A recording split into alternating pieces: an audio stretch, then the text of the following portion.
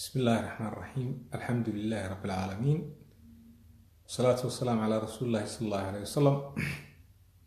كسو دوادا والله وبرنامج شيني رونك هذا سو دوادا إن شاء الله.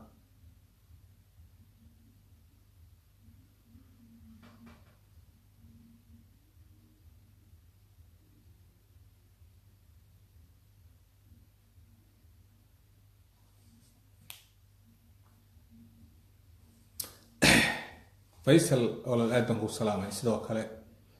فرحية عالي ولا الأدب أن يدين سلامة دمان سود واد ولا لا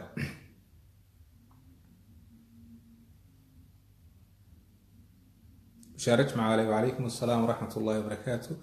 ورعد السلياني وعليكم السلام ورحمة الله صاحب آد سود واد وعليكم السلام ورحمة الله وبركاته. أدب أن سلامة برنامج كنور شرقرايا سود واد إن شاء الله.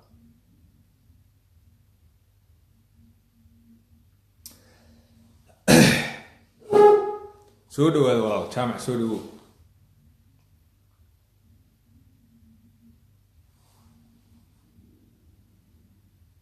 نورة محمد يوسف كل جين سودو هذا محمد داق سودو والله وعليكم السلام شافية سودو هذا والله سودو هذا دمانتين أصحابتنا جامع أوكي وعليكم السلام قدومي سودو سارة قرن وعليكم السلام ورحمة الله وبركاته. waxay la tahay waan iska guud gali karaa barnaamijkayga insha Allah bidnillaahi kariim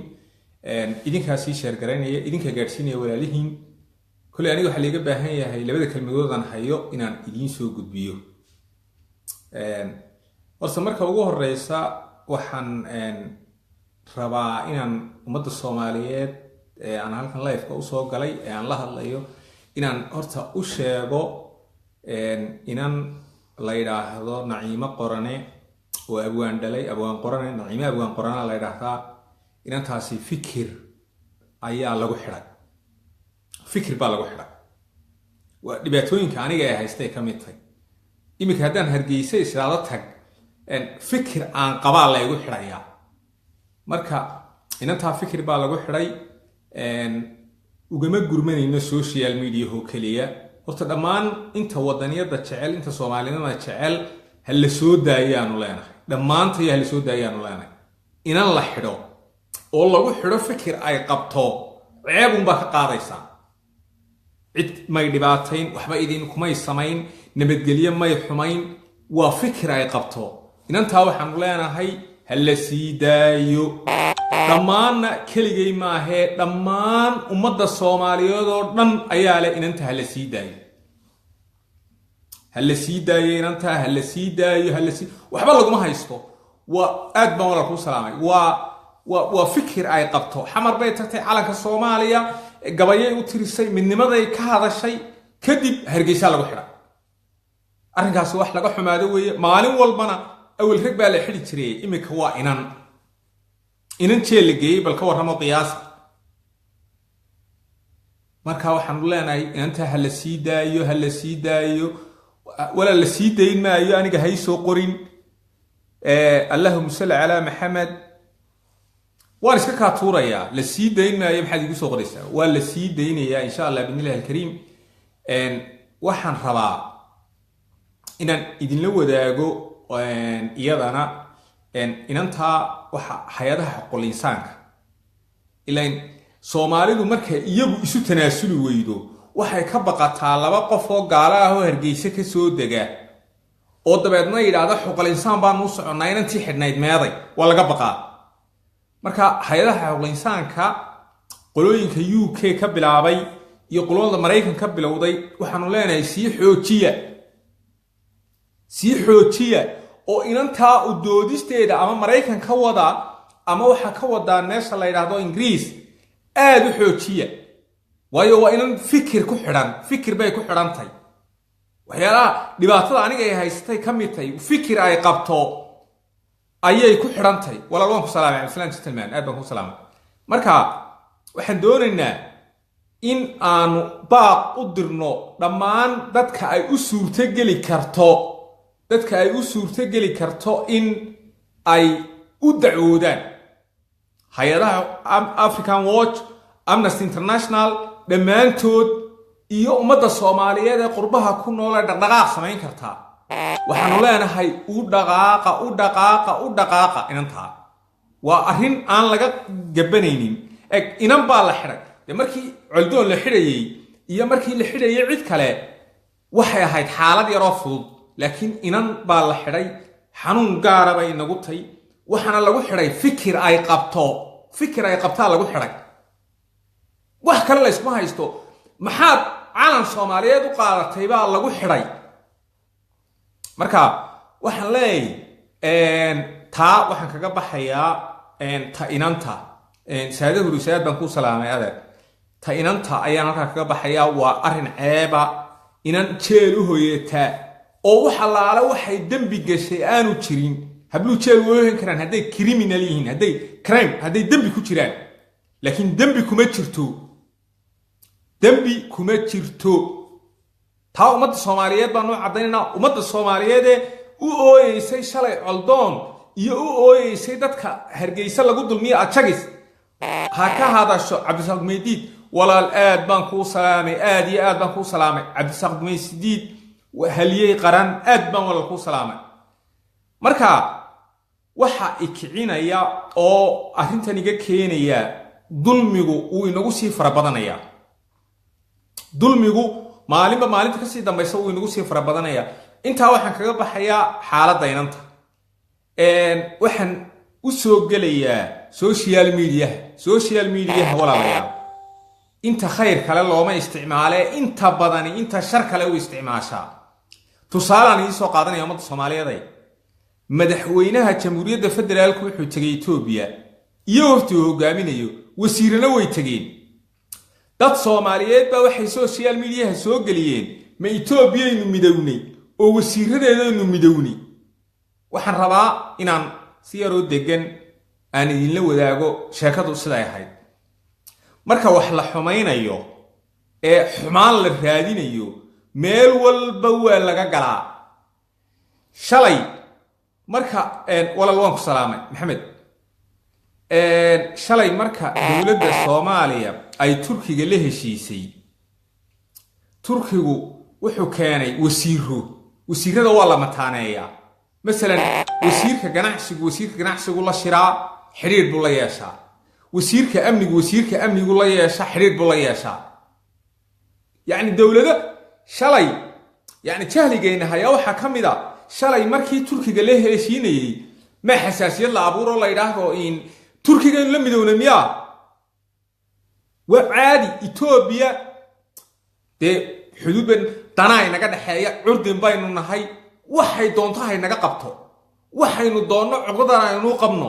laakiin in wasiirka wada hadlaan dadka social media soo dhigaya waxa weeye ma Itoobiya la midoobay dad Soomaaliyeed oo aan fahmi karin waxa inan bay soo garaacday wallahi wax kale iguma oran waxay ugu tiri walaal Ibrahim oo ma Itoobiya la isku keen daraya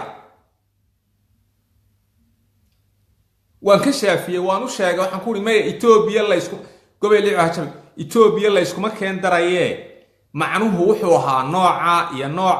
noocaas waxa oo dawladuhu markay wada hadlayaan wasiiro xiriir gaar ah wada yeesho waa la sameeyaa wasiiro xiriir gaar ah wada yeesho waa la sameeyaa waxaan arkay oo halkan aad uga hadlayay dad social media aan diidayo inaan magacooda tilmaamo oo laha mataanayn baa la sameeyay mataanayn walaalayaalo dadka social media ku jiro hadhow wuxuu yiri hadaanu hadalana waa afsalax ku dhageeyay hadaanu aamusna ariga sida laga deyn maayo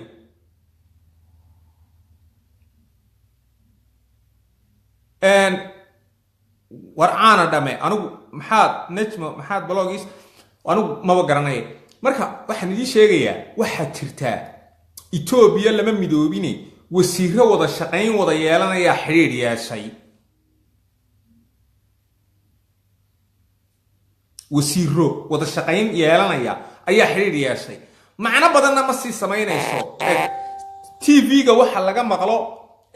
Allahumma salli ala Muhammad laga maqlo in social media dawladda Senegal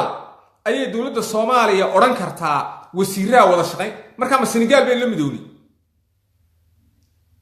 aynu iska dayna jahliga social media hana dadka xasaasiyada ku abuurayo iska daaya ilaahina ka yaaba waayo waanu diin fiirsanaynaa il dhoobaana ku haynaa waxaan kala rabaa inaan idin la wadaago dad baa waxay halkan soo dhigayeen oo halkan ka soo buunbuuninayeen hawartaas ziilkeed war bal waxaan eega qurunka walmiyana hooyo dhal waxay ka soo buunbuuninayeen sheeko la yiraahdo Michael Keaton iyo hadalkiisii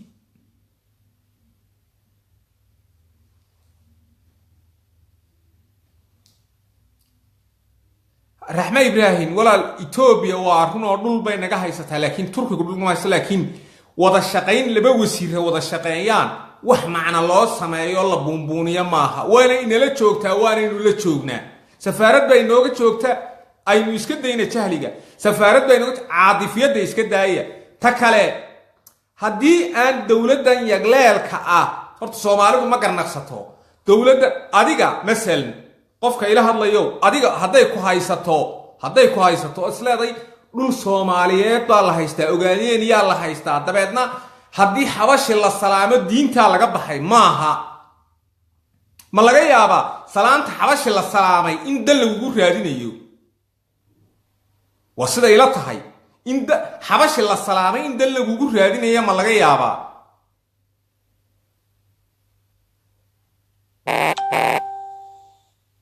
waxba yaanay caadifiyad dhow ina qaadi oo aan meel lagu gaaraynin saxaabadii nabi maxamed barakaysneed uu nabi maxamed fadhiyay alayhi salaatu wasalaam ayaa waxay la heshiinayeen kufaar quraysh waxay la heshiinayeen Room waxay la heshiinayeen Faris dana islaamku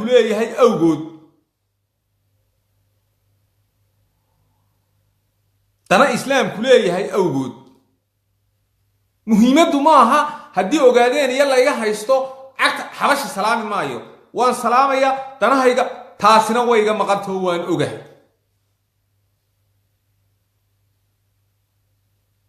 taasina ana iga maqanto waan ogahay laakiin siday ku imanaysay maanta iima taalo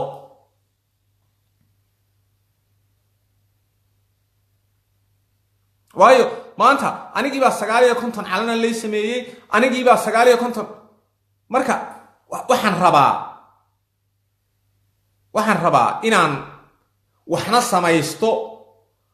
taydana wato walaal nicmo qorno waan ka hadlay khayr Allah ku siiye marka waxaan walaal idin sheegayaa maaha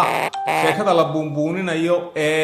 dawlad baa la mideeyay iyo wasiirada la mideeyay iyo Facebook la marinaya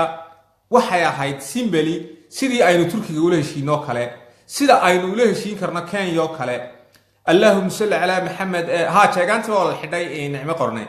waana iska soo dan doonaa jeegaantu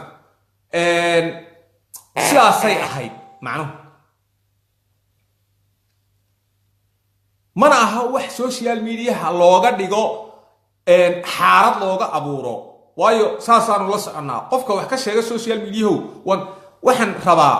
inaan haddana dul istaago ninka la yiraahdo Nicholas Keaty wuu hadlay wuxuu ku hadlay firiin nicmo qornay walaal wuxuu ku hadlay hadal la oran karo Allahumma salli ala Muhammad in wanaaga buu ka hadlo wuxuu dawladdu saasay gaadhay haddana wuxuu yiri dawladdu gudoomiyihii gobolka xilka ka qaaday Cabdiraxmaan Cabdishakuur gurigiisa la weeraray tukarraq waa la isku haystaa oo waxa isku haystaa Puntland iyo Soomaaliland xabad baa ka dhici doonta siyaasadda Soomaaliland waa ciir horta waxaan idinku bishaareynayaa waxa la yiraahdaa Nicholas Keaty iyo groupkiisa iyo qaramada midoobay dhamaantood waxa la yiraahdaa beesha lixaad Soomaalidu hadday 4.5 subixisay 5 beelood subixisay iyaga laftooda waxa la beesha lixaad waana beesha ku dul nool Soomaali ee dhaqaalahooda cunta marka maadaama oo uu walaalha Muuse Shaani uu iska soo deyn doona maadaama oo in uu Michael Keaton uu waayay oo mashaariicdii iyo wixii ay gacanta ka baxeen oo xalana la isaga yeedhaya aanay jirin ayaa xoogaa masayra hadalku masayr buu ahaa laakiin dadku la hadlayay golaha ammaanka waa 5 dawladood oo joogta ah iyo 10 dawladood oo wareegta waa 15 dawladood oo golaha ammaanka iyo qaramada midoobay dhammaantood safiirro iyo basaasiin baa u jooga xamar iyo hargeysa iyo burco isaga laftiisu wuxuu ku filan yahay warqad uu madaxweynuhu ka qoro oo codsi xogayaha qaramada midoobay loo diro oo la yiraahdo faragelin khaas ah uu sameeyay hana la ka bedelo ee ma aha qof cirka ka soo dhacay oo qumbulada dadka xoojinayay hadalka Nicholas Kiyiti oo lahaa Nicholas Kiyiti baa saaw hadlay inta mashruuc ee qaramada midoobay soo mari jirtay in UN ka xalanee salaan sariix saxaad way soo dhaaftay Kiitin shakhsiyan wuxuu yahay baan rabaa inaan idin la wadaago leef idin la wadaago waa nooca ay Soomaalida koonfureed taqaan laga roone u yaqaanaan waqooyigu wallahi magac ma sameeynin marka waxaan imika dhacaya waxa weeye waxaan ka masayray saarisiyadeed baan ku salaamay waxaan ka masayray mashaariic ay dhaaftay Allahumma salli ala Muhammad hawlihi bay dhaafay wixii xalana ku jiri jiray iyo ra'iisul wasaare looga yeeraa way dhaafeen dabeetana xanaaq marka wuxuu ka dhigay khudbadiisa boqolkiiba kont in buu ku amaanay horumarka la sameeyay Cabdiraxmaan Cabdishakuur hadii la xiray Cabdiraxmaan Cabdishakuur waa nin Soomaaliya cidda xidhay waa Soomaali cidda sii daysay waa Soomaali xeelaliha qabsada waa Soomaali kiis Soomaali ku eeg buu ahaa waxaan Allahumma salli ala Muhammad gudoomiye gobol xilka laga qaaday macna ma sameeynayo gudoomiye gobol kala la keenay laakiin ummadda Soomaaliyeed ee Facebook ku buunbuuninaysa social media ee soo dhigaysa ilgaara anigoo kaliya maaha inta Soomaalinimada jecel ilgaara ku haysa wala la socdaa inta soo qortaa la socdaa macna ma sameynaysa macno qoraal baa idin ka baxaya magacyadiina nu haynaa waxba Soomaali waxba uma tihidin Soomaali waxba uma tihidin midda labaad inta Soomaaliyeed ee wadaniyada jecel ee wanaaga jecel waxaan leenahay cadawgii Soomaaliyeed ee Facebook ama social media uu dhamaan uu soo noolaaday xoogaa madaxu la soo kacay habid laysa group iyo Allahu shaydaan daahir cali sooya maaha niman iska dhiga aqoon yahano ayaanu ilgaara ku haynaa oo qoraal yar soo qorayo dawladda laga shakiyay qaramada midoobay ka shakiday marka inta aan leenahay wax maxay tahay hadaba qoladan tukarraq isku haysataa macna inoo sameyn mayso ka dhintaa waa ahlu naar waayo Allah subhanahu wa ta'ala qabriga kuma qoro xuduud Soomaaliland iyo xuduud Puntland ilaahay qabriga kuma qoro wallahi ilaahay qabriga kuma qoro xuduud Soomaaliland iyo xuduud iyo dhulbahantiya ma jeerteen baan ahaa iyo saaq baan ahaa qabriga kuma qoro inta ila fahma ka taageera ka buunbuuniya ka qalbiga ka taageera intuba naar bay ku mutaysanayaan macna inoo sameyn mayso Allahumma salli ala Muhammad arrinta tukarraq anigu ma dhameeyne Sheekh Maxamed Umar Diriir oo Hargeysa jooga Allah xafidee ayaa dhameeyay Sheekh Diriir baa dhameeyay oo arrinka meel saaray marka taa dadka buunbuuninayo waxba ku raaxaysan Soomaali horena way soo dishay imikana waa istilkeedu uu yariya Allahumma salli ala Muhammad waxaan rabaa oo kale inaan dul istaago waxaynu leenahay cadow kaliya dhammaan markaynu isu tagno cadow kaliya waa ka aan Soomaalinimo dawladda ogolayn qof kasta oo Soomaaliya ama igu diida ama igu raac ka aan dawladnimo Soomaali war maxaa leeynoogu war maxaa maalinba meel marka group laynoo soo saaro maxaa group laynoogu soo saaraya group kan laynoo soo saaray ee Umar Cabdirashiid hogaamiyo اللهم صل على محمد عبد الرحمن عبد الشكور جروب كان نوع عاصة مركي اللي نصصا هذا جروب كلا تكرر لا يرهدا الله ينوب العرب marka maxaynu rabnaa hadaba maxaynu taa kaga bogsanayna waxaynu kaga bogsanayna waa midnimo waxaynu kaga bogsanayna social media aynu u fiirsano qof kastooba ha faafinin doqonka hadalkiisa qof kale ha u dirin anigu waxaan ka codsanayaa hay soo dirina nacaska hadalkiisa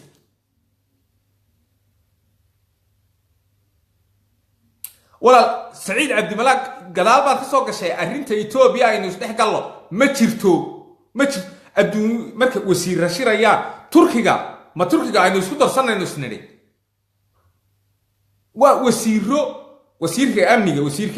wasiirka shaandhiga ka gaashaandhiga wasiirka ganacsiga wax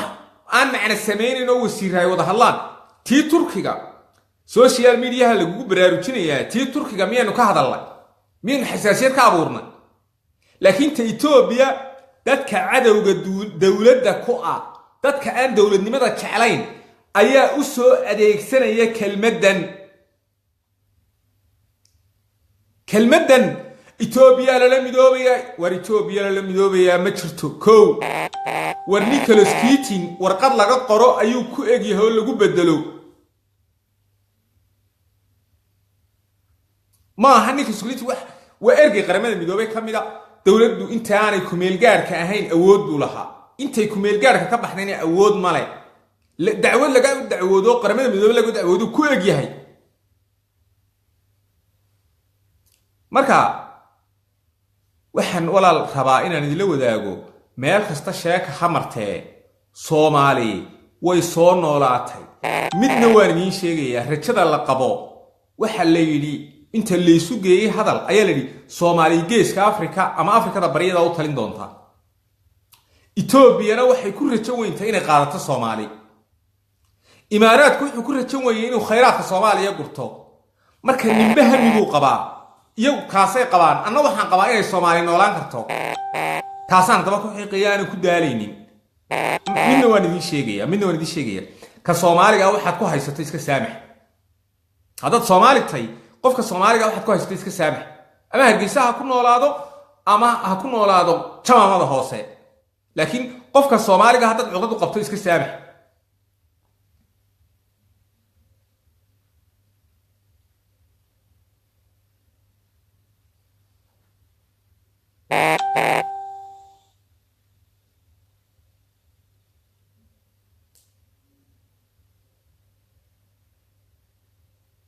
arka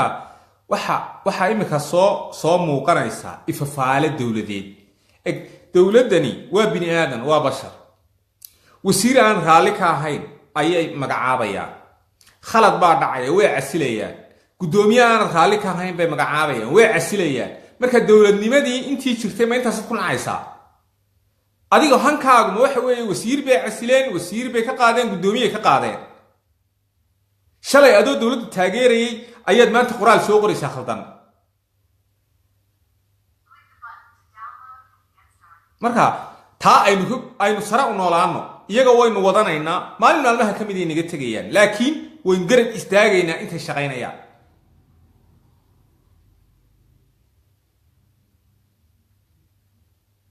waxba inaga qaadi mayso siyaasadda kiitin waa ninkaan idiin sheegay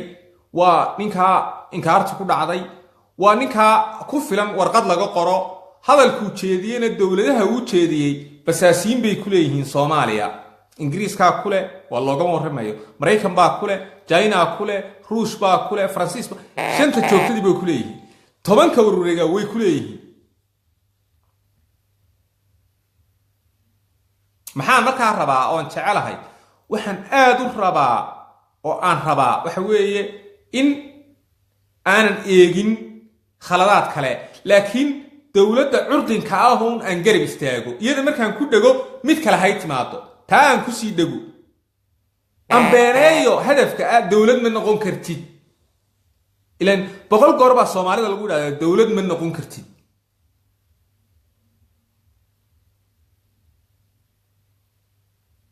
marka waxaan idinka sheekeeyey inanta nimco qorane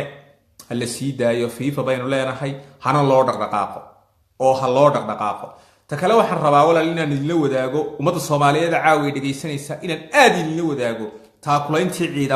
taakulayntii ciidamada qaranka qofka Soomaaliga ah waa jeceshahay in al-shabaab aan la sheegin iyo qarax qof kasta oo halkan iga dhageysanayo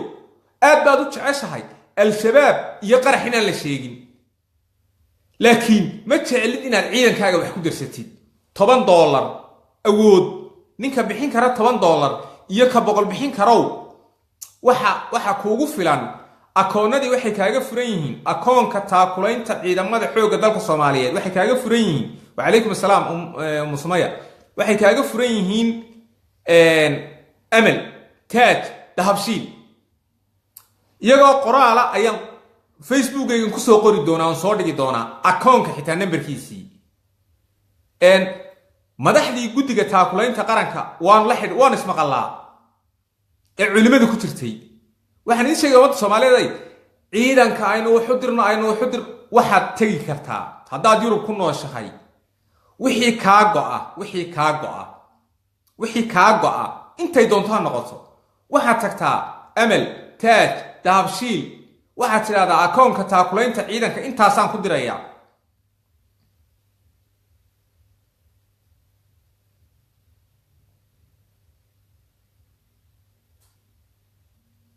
akoonka taakulaynta ciidanka intaasaan ku dirayaa marka dadkii ballanqaadka sameynayay ummadii Soomaaliyeed ee ballanqaadka sameynaysay maanta looga baahan yahay walaal ma liito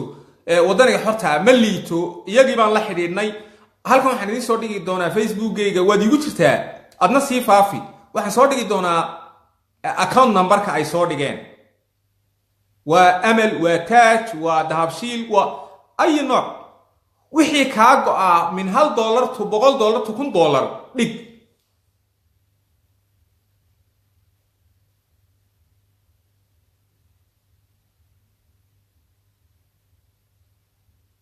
marka aynu garab istaagno haddaynu u baahannahay inay jubbada dhexe waxa la haystaa dhowr iyo 10 sanadood jubbada dhexe waa gobol Soomaaliyeed meel aad ku ogtayni ma jirto shabeellada hoose dulmi bay ku nooshay bakool way u dhamaatay gobollo galguduud qayb kamid ah bay u dhamaatay marka qofka Soomaaliga ah walaal waxa lagu dirayaa waxa tagaysaa dahabshiil ama amal ama taaj waxaad leedahay akoonka ciidamada taakulaynta ciidamada Soomaaliyeed haddii kale waxaan halkan idinku soo qori doonaa cinwaanka akoontka numberkiisa ay leeyihiin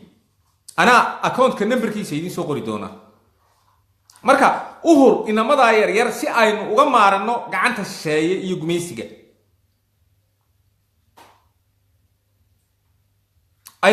aynu ka maarano hebelow 1 milyan hal maalin bay ummadda Soomaaliyeed 1 milyan ururin kartaa 1 milyanka inteeba lagu xoreyn karaa 1 milyan Soomaali urusay inteeba lagu xoreyn karaa marka aynu taana dul istaagno oo aynu u baraarugno guddigii waan la hadlay dibna waan la hadlayaa Facebook-aygan soo dhigaya qof kasta oo igu jira ka kale ha sii gaarsiiyaan igu jirin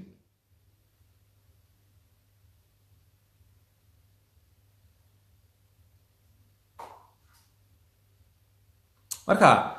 insha Allah biidhnillaahi alkariim waxaynu rajaynaynaa guul iyo gobonimo rajaynaynaa khayr baan rajaynaynaa mid labaad ummadda Soomaaliyeed meel kasta ay joogtaba waa isku niyad iyo isku qalbi in yar oo waxa weeye walaal halkaas ku soo qori doonaa Farxiye Xasan in yar oo halkan caadifiyad laga abuuro social media-ha oo aan u fiirsano iyadana oo aanu mar kasta ka daba beenaynayno mar kasta waxa iga balana aniga iyo inta wanaaga jeceli halka wixii la soo dhigo oo dawlad lagu ridayo oo lagu beenaynayo waanu ka daba hadlaynaa waanu sheegaynaa waxa kiitin uu ku hadlayay ba iska aan macna lahayn waayo dawladahan uu la hadlayo way qoslayeen waayo in xanaaqsan buu ahaa mashaariicdii Soomaaliya ee beesha lixaad ee xalna faladida ay ku dulqaadan jirtay baa ka baxday meesha marka nooc min almasayr bay ahayd ra'iisul wasaare khayre ka hortii ra'iisul wasaareyaasha xalana looga yeeri jiray khayrena wuxuu yidhi ninka ii baahan oo xafiiskayga igu kaalay